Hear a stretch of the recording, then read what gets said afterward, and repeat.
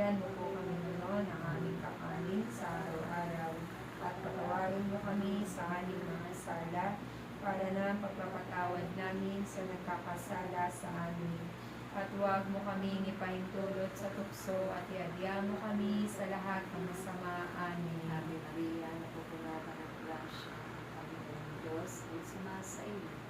Bukod kang pinagpala sa babae lahat, pinagpala ka naman ng anak na si Jesus. Santa Maria, Ina ng Diyos, ipanalangin mo kaming makasalanan ngayon at kung kami mamamatay. Amen. Malapit sa Ama, sa Anak, at sa Espiritu Santo.